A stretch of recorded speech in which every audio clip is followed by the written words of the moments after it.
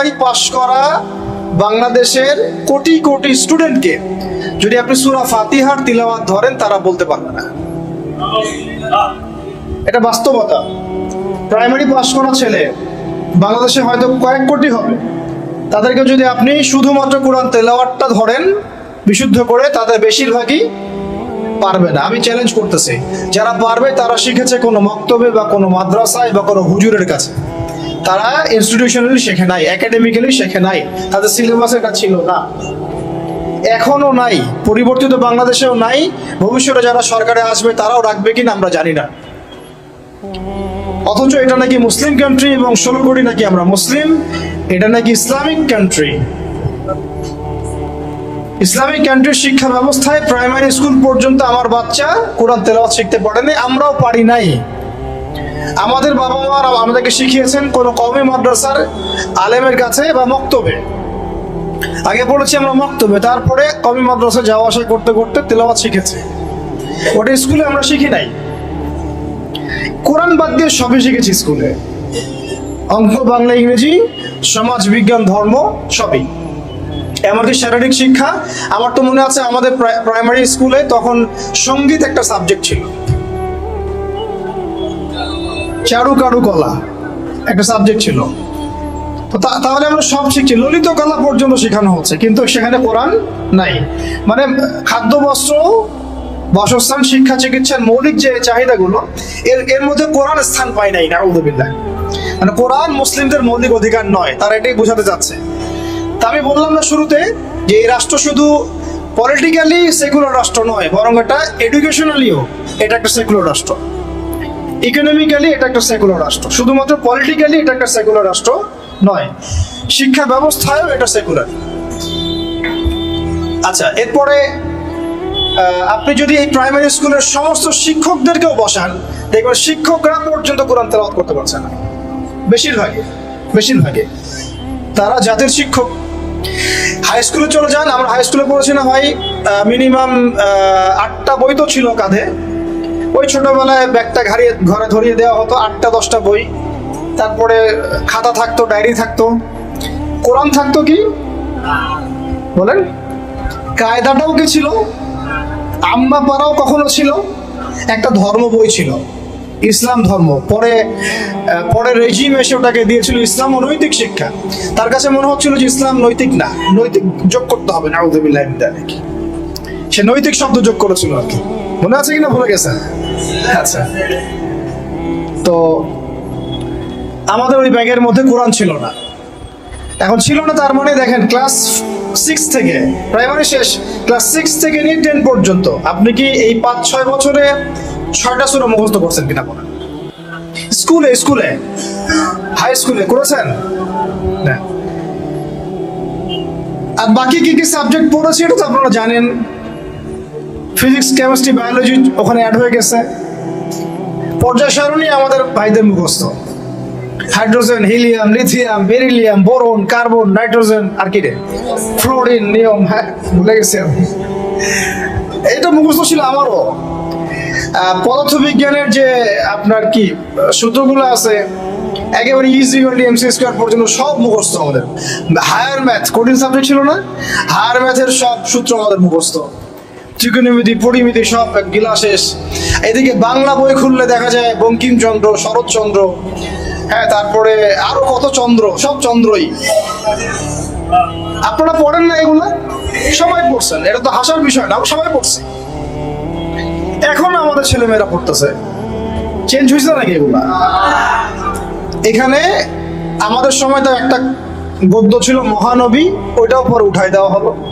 ছিল কবিতা ওমরে ফারুক, কাজী নজরুল ইসলামের, ওইটা উঠাই দেওয়া হলো।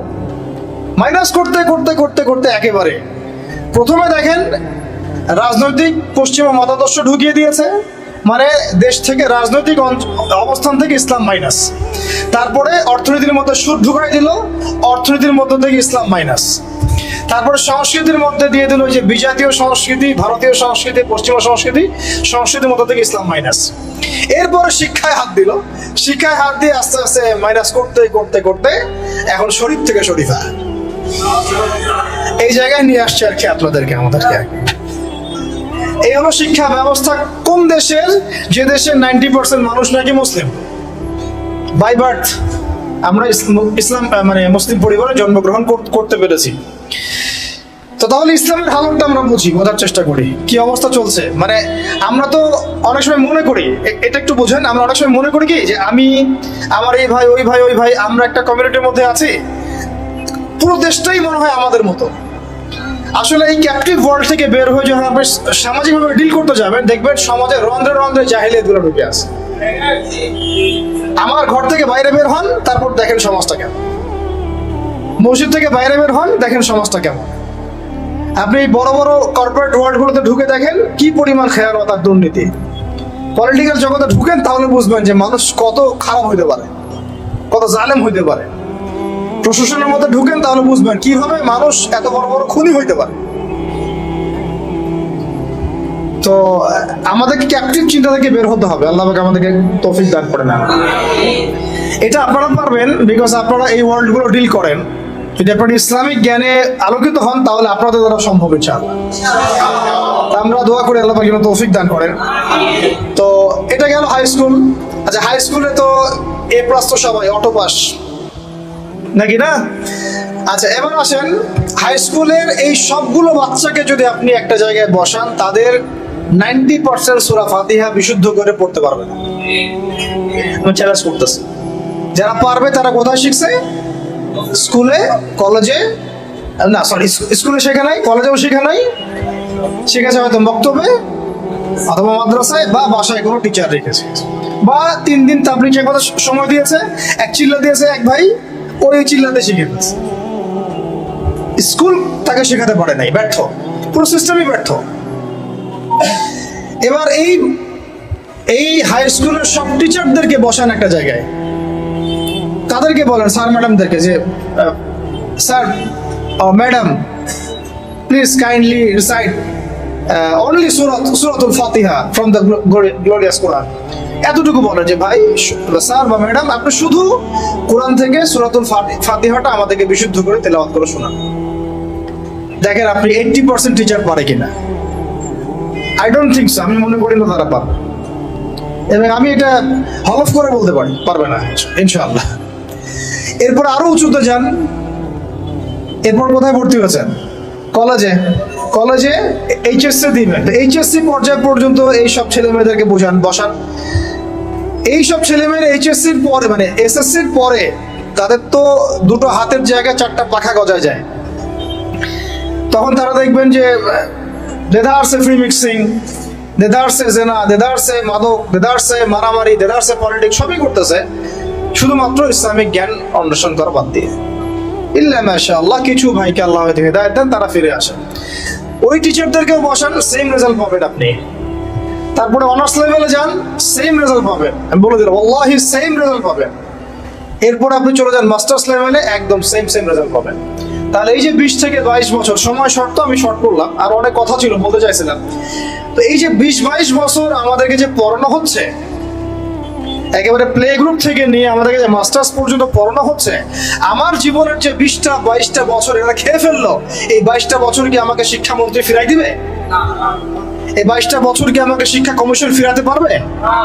এই 22টা বছর কি আমাদের এই এমপি মন্ত্রীরা আমার 22 বছর, আপনার 22, পুরো 16 কোটি মানুষের মধ্যে 5-6 কোটি তো স্টুডেন্ট ছিল, সবার জীবন থেকে 20টা করে বছর তারা খেয়ে ফেলছে। তাহলে এক অনন্ত মহাকাল তারা খেয়ে ফেললো, এবং সেই সময়গুলোর মধ্যে তারা আমাদেরকে কোরআন শিখতে দিল না, আরবি ভাষাও শিখতে পারলাম না, কোরআনের তাফসীর তো দূরের কথা, অনুবাদও শিখতে পারলাম না, নাহু সরফের বেসিক জ্ঞান শিখতে পারলাম না, হাদিস তো এবারত দেওয়া তো বহু দূরের কথা, হাদিসের মানে জাস্ট রিডিং পড়াটুকু আমি শিখতে পারলাম না। আকীদার কোনো দার্স হলো না, সিরাত শেখা হলো না, ফিকহ তো শেখাই হলো না, উসুল তো বহুত দূর কি বাত। তাহলে যে বেসিক সাবজেক্টগুলো সেগুলো আমরা শিখতে পারলাম না। অথচ এই বেসিক সাবজেক্টগুলো না শিখলে কেউ আলেম হওয়া তো বহু দূরের কথা, সে তালেবে ইলম হইতে পারবে না। কি হতে পারবে না? তালেবে ইলম হইতে পারবে না। তার মানে কি হলো? তার মানে হচ্ছে এই দেশের শিক্ষা ব্যবস্থা ইসলামের শিক্ষাকে বৃদ্ধাঙ্গুলি দেখাইছে। শিক্ষা ব্যবস্থার মধ্যে ইসলামের কোনো দরকার নাই। ইসলাম শিখতে হলে মাদ্রাসায় যাও, ওই ওখানে মসজিদে যাও, ওই মক্তবে যাও, বাসায় প্রাইভেট নিয়ে পড়ো। আমাদের এই লাখ লাখ স্কুলে, লাখ লাখ কলেজে, লাখ লাখ ইউনিভার্সিটি, হাজার হাজার বিশ্ববিদ্যালয় ইসলামের কথা বলতে আসবে না। শিক্ষা আমরা যা বুঝি তাই। তাহলে এটা কি কুফর না? আল্লাহ পাক যে জ্ঞানের মূল উৎস, আল্লাহ রাব্বুল আলামিন যেমন আল্লামাল ইনসানা মা লাম ইয়ালাম, আল্লামাল ইনসানা মা লাম ইয়ালাম, আমি মানুষকে সেই জ্ঞান শিক্ষা দিয়েছি যা মানুষ জানতো না। তাহলে জ্ঞানের মূল উৎস আল্লাহ। তো আল্লাহকে ডিনাই করে, আল্লাহকে অস্বীকার করে যে শিক্ষা সিস্টেম চলেছে, এটা কি ইমানের উপর চলেছে না কুফরের উপর চলেছে? তাহলে শিক্ষার মধ্যে শিরক আছে, কুফর আছে, বোঝাতে পারলাম কি একটু? সেম ইকোনমিক্স নিয়ে যদি একদিন কথা বলি, দেখবেন এখানেও আল্লাহকে বাদ দিয়ে অর্থনীতি সাজানো হয়েছে। আর রাজনীতির কথা বাদ, ওটা পুরোটাই ডুবে আছে তাগুতের উপরে, পুরোটাই তাগুতের সিস্টেমের উপর। এই জন্য 50 বছর 60 বছর, কারণ আমি তো বললাম চ্যালেঞ্জ করলাম আরো 50 বছর সময় নেন, আরো 50 বছর সময় নিয়ে এই সিস্টেমগুলো দিয়ে দেখেন ইসলাম কতটুকু কায়েম হয়। সিরাত ছাড়া কোনো রাস্তা নেই আমাদের কাছে, ওইটা অন্য আলোচনা। এখন প্রিয় ভাইরা, তাহলে এই বাস্তবতার মধ্যে আমরা পড়ে গেছি। আল্লাহ রাব্বুল আলামিন আমাদেরকে হয়তো অনেককে অনার্স লাইফে, কাউকে ইন্টার লাইফে, কাউকে মাস্টার্সে পড়ে হেদায়েত দিয়েছেন। এই তো হয়তো কারো হেদায়েতের মাধ্যম হচ্ছে তাবলিগ জামাত, কারো হেদায়েতের মাধ্যম হচ্ছে অনলাইনে কোনো লেকচার, কারো হয়তো জীবনে কোনো ধাক্কা, হ্যাঁ, কারো হয়তো কি একাকিত্ব, কারো হয়তো বেকারত্ব। এক একজনের এক এক সুরতে হেদায়েত কিন্তু এসেছে। অনেক আছে মাদকাসক্ত ছিল, হেদায়েত পেয়েছে, কিছু একটা হয়েছে জীবনে, আল্লাহকে চিনতে শিখেছে। কারো তো একটা স্বপ্ন দেখেও সে হেদায়েত পেয়েছে, একটা স্বপ্ন দেখেও সে হেদায়েত পেয়েছে। আমাদের এক ভাই বলছিলেন, আমি এক স্বপ্ন দেখেছিলাম যে স্বপ্নের মধ্যে আমি মনে হচ্ছে যে মরে যাচ্ছি। ওই দিন আমি ঘামা শুরু করলাম, সেদিন থেকে উঠে আমি ফজরের নামাজ শুরু করেছে, আজকে থেকে নামাজ ছাড়িয়ে নেওয়া। এমন অনেক ভাই কিন্তু আছে, মানে আমি বুঝাতে আছি এক এক মানুষকে আল্লাহ এক এক সুরতে হেদায়েত দিয়েছেন। কাউকে একটা দার্সে বসে হেদায়েত দিয়েছেন, কেউ মিডিয়ার মাধ্যমে পেয়েছে, কেউ কোনো বই পড়ে পেয়েছে। এখন কথা হচ্ছে আমরা পেয়েছি কত বছর পরে? 25, 26, কারো বয়স 25, কারো 26, কারো 30, কারো 20, কারো আরো বেশি, কেউ তো হয়তো এখনো পান নাই, এমন অনেকে আছে। তাহলে আমাদের জীবনের হায়াতি বা কত হতে পারে? সর্বোচ্চ 60 বা 70 বা 80 বা 100, 105 তো আশা আমরা কেউ করি না, ঠিক আছে? গড় আয়ু এই উম্মার 60 বছর থেকে 65 বছর। এখন তাহলে বাকি আছে কতটুকু? যদি ধরি 20 বছর 25 বছর, তাহলে এখনো যদি এই বাকি 20 বছর আমি দিনের জ্ঞান শেখার জন্য ওয়াকফ করতে না পারি, তাহলে আমার চেয়ে বোকা পৃথিবীতে দ্বিতীয় কোনো মানুষ নাই।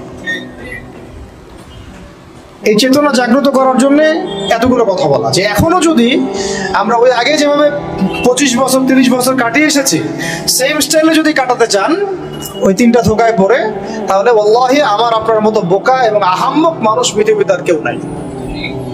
তাহলে বাকি সময়টুকু কাজে লাগাই ইনশাল্লাহ। আর কাজে লাগাবেন কিভাবে? এই হচ্ছে লাস্ট কথা, আজানের আগে লাস্ট কথা হচ্ছে এটা, কাজে লাগাবো কিভাবে। কাজে লাগানোর জন্য আপনার কাছে আমার ক্ষুদ্র জ্ঞানে কয়েকটা অপশন আছে। এক হচ্ছে আপনি কোন একজন বরেণ্য আলেমকে ধরেন, আলেমকে ধরে তার দরবারে, তার দার্সে, তার মাদ্রাসায় পড়ে থেকে ইসলাম শিখেন, যেটা হয়তো সবার জন্য সম্ভব হবে না, তবে এটাই সবচেয়ে মুনাসিব পদ্ধতি। কেন বললাম? কারণ সালাফগণ এইভাবেই দিন শিখেছেন। ওলামায়ে কেরাম এর দরবারে দার্সে পড়ে থাকতেন, তাদের মাদ্রাসায় পড়ে থাকতেন, তাদের খেদমত করতেন, তার সাথে চলাফেরা করতেন, যেভাবে হোক ইলম শিখতেন। ইলম মানে তো শুধু লিখার পড়া না, ইলম মানে অনেক কিছু। ইলম মানে আখলাক, ইলম মানে আমল, ইলম মানে তাসকিয়া, অনেক কিছু ইলমের অন্তর্ভুক্ত। ইলম শুধু কিন্তু সার্টিফিকেটের নাম নয়। ওই যে মুসা আলাইহিস সালামকে আল্লাহ পাক বললেন, না তোমার চেয়ে জ্ঞানী মানুষ আছে। তিনি তো নবী ছিলেন, রাসূল ছিলেন, সুবহানাল্লাহ। তো এটা হচ্ছে একটা উপায় বা সুন্নাত, যে একজন বরেণ্য আলেমকে খুঁজে বের করে তার সাথে মাশওয়ারা করে তার সোহবতে থাকা, কন্টিনিউয়াসলি তার কাছে যাওয়া আসা করতে থাকা এবং তিনি যে দিক নির্দেশনা দেন সেভাবে পড়াশোনা করা। এটা হয়তো সবার পক্ষে পসিবল নাও হতে পারে। দ্বিতীয় সুন্নাত হচ্ছে যে এখন যে যেখানেই আছেন সেখান থেকে শিফট করে মাদ্রাসায় ভর্তি হয়ে যেতে হবে। মাদ্রাসায় ভর্তি হয়ে গিয়ে কোথা থেকে পড়া শুরু করবেন? যেহেতু আপনি এখনো তিলাওয়াতও জানেন না, তাহলে তিলাওয়াত থেকে, যেহেতু আপনি এখনো হয়তো কেউ তিলাওয়াত জানেন, কোনো হিফজ করা হয়নি, কিছুটা হিফজ করতে হয়, অথবা হিফজ করেছেন কিছু, এখন আপনি নাউসাব থেকে শুরু করবেন, আরবি ভাষা থেকে শুরু করবেন, আস্তে আস্তে বড় ক্লাসে যাবেন। এখন আপনারাই জানেন ভালো করে যে আপনারা কোন পর্যায়ে আছেন। দেখা যাবে বেশিরভাগই কোরআন তেলাওয়াত এখনো বিশুদ্ধ করে করতে পারছে না, বেশিরভাগই আরবি ভাষাও জানছে না। তাহলে এখন কি আপনাদের এই বয়সে মাদ্রাসায় শিফট করা পসিবল কিনা? বেশিরভাগের ক্ষেত্রে কি পসিবল? দেখা যাবে হয়তো 5% 10% পারবেন, বাকিরা কিন্তু পারবেন না। তাহলে তাদের কি সুরত? তাদের জন্য আরো সুরত হচ্ছে,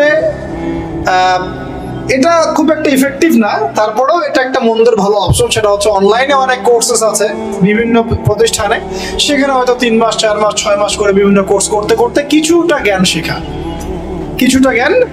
তাও সেটা একা একা না, ওই ওস্তাদদের সোহবতে থাকতে হবে, পরামর্শ করে থাকতে হবে।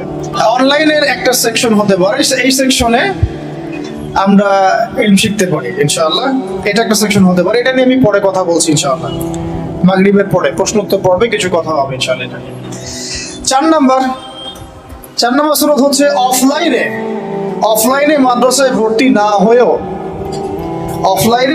ভর্তি না হয়েও ওলামায়ে কেরামের সোহবতে, তাদের তত্ত্বাবধানে এইরকম 6 মাস 3 মাস 1 বছর 2 বছর এরকম কিছু কোর্সের মধ্য দিয়ে শরিয়া গ্রাজুয়েশনের দিকে যাওয়া, শরিয়া গ্রাজুয়েশন কোর্সের মধ্য দিয়ে অথবা ইসলামিক ডিপ্লোমার কোর্সের মধ্য দিয়ে বা সাবজেক্ট ওয়াইজ বিভিন্ন কোর্সের মধ্য দিয়ে আপনি একটু একটু করে জ্ঞান শিখতে পারবেন। এটা একটা সুরত হতে পারে। আরেকটা হতে পারে যে তাবলিগের সময় দিয়ে, বেশি সময় দিয়ে ওলামায়ে কেরামদের সোহবত এখানে পাবেন, ওইখানে আবার কোরআন তেলাওয়াত থেকে শুরু করে আস্তে আস্তে একটু একটু করে আগানো। তো মূল পড়াশোনা কিন্তু এই 4-5টা মাধ্যমের মধ্যে ওই দুইটাই। একটা হলো আপনার মাদ্রাসা শিফট হয়ে ভর্তি হয়ে পুরো ক্লাসিক্যাল সিলেবাসে পড়াশোনা করা, যেটা বেশিরভাগের ক্ষেত্রে পসিবল হয় না। আর একটা হলো ওলামায়ে কেরামদের কোনো একজন, অন্তত একজনকে ধরে রেখে, তার সাথে নিসবত রেখে যাওয়া আসা করতে করতে তার কাছে জ্ঞান শিখতে থাকা। এছাড়া কিন্তু জেনারেল শিক্ষিত এই ভাইদের জ্ঞান শেখার খুব একটা রাস্তা আমার জানা মতে আমার চোখে পড়ে না। বাকি যেটা আপনাদের সামনে পড়ে সেটা হলো আহলুল ফেসবুক ওয়াল জামাআহ, যেটার মধ্য দিয়ে আপনারা জ্ঞান শিখবেন না, বরং জাহালাত শিখবেন।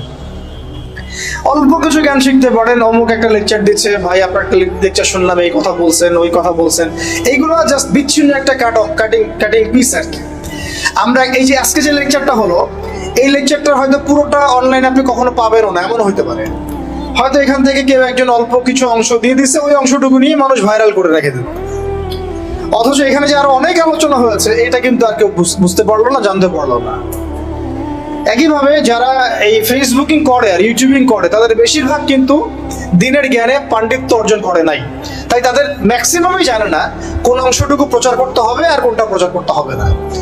এই কারণে তারা এমন অংশ প্রচার করে যেটার প্রচার করলে ওদের কাছে মনে হয় ভিউজ বেশি হবে। ওই ভিউজের ধান্দায় গিয়ে তারা সমাজে ফিতনা ছড়ায় দেয়। আর একটা বিতর্কিত বক্তব্য কারো চলে গেলে আমাদের তো একটা দায়িত্ব আছে, বিতর্কিত বক্তব্য আসলে আমাকে আবার কাউন্টার দেওয়াই লাগবে। তখন বিভিন্ন আলেম আবার বসে বসে ওয়াজ মাহফিলে কাউন্টার দেওয়া শুরু করবে। আবার ওই কাউন্টার পিসগুলোকে নিয়ে তারা আবার রিল তৈরি করবে, ক্লিপ তৈরি করবে, করে আবার কাউন্টার ভিডিও দিবে। এই চলতে থাকবে, মূল আলোচনা থেকে জাতি বঞ্চিত হয়ে গেল। তো এই জগৎটাতে আপনি ইলম পাবেন না, বরং বেশিরভাগই জাহালাত পাবেন। তার প্রিয় ভাইরা এবং বোনদেরকেও বলছে একই সাথে, বোনদের কথা বলতে ভুলে গেছে, আমার মনে ছিল না যে এখানে কিছু বোন আছে। এখন এটা হলো আপনাদের সুরত, আপনাদের কাছে তাও কিছু সাহসিকতা আছে যে ঠিক আছে আমি জব ছেড়ে দিলাম বা আমি আমার পড়াশোনা ছেড়ে দিলাম, দিয়ে আমি মাদ্রাসায় ভর্তি হয়ে গেলাম। এই সাহস তো করে অনেকদিনই ভাই, করে না? করছে। অনেকে বলছে ঠিক আছে আমি অফলাইনে শিখবো, ওস্তাদের কাছে শিখবো, 6 মাস 1 বছর 2 বছর যা লাগে লাগুক আমি শিখবো। এরকম সাহস কিন্তু অনেক দিনই ভাই দেখান। অনেকে আপনার অ্যাভেলেবল আলেমকে পান, তাদের সোহবতে যেতে পারেন, তাদের সাথে কথা বলতে পারেন, বাট বোনরা কি করবে? তাদের তো সাপ্তাহিক তালিম ছাড়া আর কিছুই করার থাকে না। এমনকি বিয়ে হয়ে গেলে তো সংসারে চলে যায়, তখন তো সন্তান প্রতিপালন করতে তাদেরকে সবকিছু ব্যয় করতে হয়, তারা কিন্তু তখন ইলম শেখার সুযোগটা পান না। আর এই বোনরা যখন ইউনিভার্সিটিতে পড়েন, সেখানে মেসে থাকেন, তাই না? ওখানে দেখা যায় বাসার থেকে টাকা পাঠায় বা প্রাইভেট পড়ে টিউশনি করে তারা ইউনিভার্সিটিতে পড়াশোনা করেন, এবং অনেক দিনই সেখানে হ্যারাসমেন্টের শিকার হন, পর্দার খেলাফ কাজ করতে হয়, টিচারদের দ্বারা হ্যারাসমেন্ট হন, বন্ধুর দ্বারা হ্যারাসমেন্টের শিকার হন, কোনো কোনো সময় ধর্ষণের ঘটনাও ঘটে। আর কখনো কখনো ধর্ষণ না হলেও ফ্রি মিক্সিং এর কারণে অনেকেই জেনায় লিপ্ত হয়ে যেতে পারে, তাই না? এটা কি পার্সেন্টেজ কম না বেশি? এটাও কিন্তু খুব মানে মহামারীর মতোই ছড়াইছে বিষয়টা। এর প্রমাণ আমরা সবাই জানি, আমরা বাইরে হয়তো বলছি না, কিন্তু আমরা জানি ভিতর থেকে এটা হয়। তো এখন এই বোনদের দিন শেখার ফিকিরটা কি? তারা কিভাবে দিন শিখবে বলেন? আপনারা বলেন, আমরা কি করবো এই বোনদের জন্য? কি করতে পারি আমরা তাদের জন্য? এখন যদি মহিলা মাদ্রাসা তৈরি করতে থাকি, তাহলে এই বোনদের কি পক্ষে কি পসিবল যে তাদের এই সব কিছু ছেড়ে দিয়ে আবার নতুন করে মিজান জামাতে ভর্তি হওয়া বা এসো আরবি শিখি বইটা নিয়ে ভর্তি হয়ে পড়াশোনা শেখা, আরো 10 বছর পড়াশোনা করা, তাদের পক্ষে কি পসিবল? তাহলে তাদের পক্ষে অফলাইনে শেখার জন্য এইরকম কিছু কোর্সের দরকার আছে স্থানীয়ভাবে, যেখানে তাদেরকে যে শিখতে না হয়, প্রত্যেকটা জেলায় জেলায়, প্রত্যেকটা গ্রামে গ্রামে, ইউনিয়নে, প্রত্যেকটা জায়গায় তারা যেন এগুলো অ্যাভেলেবল পায়। তাহলে হয়তো তারা কিছুটা দিন শিখতে পারবে ইনশাআল্লাহ। যেটা মক্তব প্রজেক্টের আন্ডারে আনা যায় বা ইসলামিক সেন্টার প্রজেক্টের আন্ডারে আনা যায়, অথবা তাদেরকে অনলাইনে কিছু দিনের দার্সের মধ্য দিয়ে, কোর্সের মধ্য দিয়ে হয়তো দিন শেখানো যাবে, তাও লিমিটেড। কারণ অনলাইনের মধ্য দিয়ে পরিপূর্ণ দিন শেখানো যায় না, এটা আমি নিজেই বলে দিচ্ছি, এটা আসলে পসিবল না। কিছুটা দেয়া যায়, কিছুটা দার্স দেয়া যায়। আপনারা এখানে বসে আছেন, একটা আই কন্ট্যাক্ট হচ্ছে, মাথা নাড়াচ্ছেন, আমার কথা বুঝতে পারছেন। অনলাইনে আমি জাস্ট কানের মধ্যে একটা ইয়ারফোন লাগাইলাম, আর আমি দেখছি এখানে কতজন জয়েন করেছে, আমি আমার বক্তব্য দিয়ে গেলাম, কাউকে কাউকে পড়া ধরলাম, দিল, যে পড়া করলো, কে করলো না, আমি ততটুকু করতে পারলাম না। এখানে যদি আমার বাচ্চা থাকে 100টা, আমি কিন্তু একজন করে টিচার দিয়ে আমি পড়াতে পারতাম। তো অনলাইনে পরিপূর্ণ আসলে সেই ইলমের যে নূরটা, সেই যে তাসিরটা, এইটা আসে না আর কি। তো ওইটাও একটা মন্দের ভালো অপশন। তাহলে দেখেন আমরা কত বড় বিপদে আছি। বিপদটা কি গেস করতে পারছেন আমরা কত বড় বিপদে আছি? ইলম শেখার ইচ্ছা থাকলেও অনেক সময় উপায় আমাদের সামনে থাকছে না। সবচেয়ে বড় আমাদের মানে ভয়ঙ্কর বিপদটা কি? অনেকের ইলম শেখার ইচ্ছা আছে, কিন্তু আপনি উপায় বের করতে পারছেন। তাহলে এই 4টা 5টা 6টা উপায়ের বাইরে যদি কোনো উপায় থাকে, তাহলে আপনারা আমাকে জানাবেন। আর যদি দেখা যায় এর বাইরে কোনো উপায় নাই, তাহলে এই 4টা 5টা উপায়ের মধ্যে কোনো একটা আপনাকে গ্রহণ করতে হবে। গ্রহণ করে ইনশাআল্লাহ তাআলা ইলম শিখতে হবে। কারণ ইলম অর্জন না করলে আমল, তাসকিয়া, ওই দাওয়াত, ওই আমর বিল মারুফ, ওই নাহি আনিল মুনকার, আর ওই জিহাদের কথা বলছেন, ইসলামিক হুকুমতের কথা বলছেন, শরিয়া কায়েমের কথা বলছেন, এগুলো এতটা সহজ নয়। কারণ শুরুটাই হচ্ছে ইলম থেকে। বরং এই ইলম ব্যতীত যদি আমরা এগুলো করতে যাই, তখন হবে কি, আমরা নেক্সট শুরুতে ধোঁকা খাইতে পারি, বরং আমরা উম্মার উপকার করতে গিয়ে ক্ষতি করে ফেলতে পারি। তো আল্লাহ রাব্বুল আলামিন আমাদের সবাইকে যেন ইলমের এই সমুদ্রে ডুব দেওয়ার তৌফিক দান করেন। এবং ইলম শুধুমাত্র সার্টিফিকেট কেন্দ্রিক নয়, বরং এটা অবশ্যই আধ্যাত্মিক ব্যাপার। তাই আদবের সাথে, আখলাকের সাথে, ধৈর্যের সাথে, 3টা বড় বড় কথা বলছি ভাই। আদবের সাথে বেয়াদবরা কখনো ইলম অর্জন করতে পারে না। ওয়াল্লাহি বেয়াদবরা কখনো ইলম অর্জন করতে পারে না। যারা ওস্তাদের সাথে বেয়াদবি করেছে, তারা কখনো আলেম হতে পারে নাই, কখনো পড়ে নাই, ঝরে পড়ে গেছে। দাওরা দিয়েছে কিন্তু ঝরে পড়ে গেছে, বিকজ ওস্তাদের সাথে বেয়াদবি করেছিল। ওস্তাদ মন খারাপ করেছেন, বদদোয়া দেন নাই, জাস্ট মন খারাপ করেছেন। আর ওস্তাদের খেদমত করে বহু মানুষ জেনারেল থেকে আল্লাহ ওলি হয়ে গেছে। আমাদের সামনে মিসাল আছে, জেনারেল থেকে আল্লাহ ওলি হয়ে গেছেন এমন বহু মানুষ আছেন ওস্তাদের খেদমত করার কারণে, আলেমদের সম্মান করার কারণে। আরেকটা লাগবে সবর। কি লাগবে? সবর। একদিনে তো হবেই না, সারা জীবন লেগে থাকতে হবে। আরেকটা হচ্ছে ইস্তেকামা, মানে দৃঢ়তা, মানে আমাকে লেগে থাকতেই হবে, যত বছর লাগে লাগুক, সারা জীবন লাগুক। ঠিক আছে? এই বিষয়গুলো তাসকিয়া অর্জন করার বিষয় আছে, এবং ইলম অর্জনের সাথে আমলের একটা ব্যাপার আছে। ধারাবাহিকতা বজায় রাখা এবং প্রতিদিনের রুটিনের মধ্যে এই ফরজিয়াত, আবার বলছি ইলম অর্জন কি ফরজ, এই ফরজিয়াতটাকে একটা গুরুত্বপূর্ণ জায়গায় রাখা। সারাদিনের কাজের মধ্যে এটা আমার ফরজ কাজ। নামাজের পর আমি অবশ্যই ইলম অর্জনকে রাখবোই রাখবো। এভাবে যদি আমরা ইনশাআল্লাহ তাআলা আমাদের জীবনটাকে এখনো ঢেলে সাজাতে পারি, আমার মনে হয় এভাবে যদি আমরা 5 বছর 10 বছর আমাদের একটা টার্গেট নেই, আশা করা যায় যে আমরা অনেক বড় আলেম না হলেও অন্তত তালেব ইলম হতে পারবো।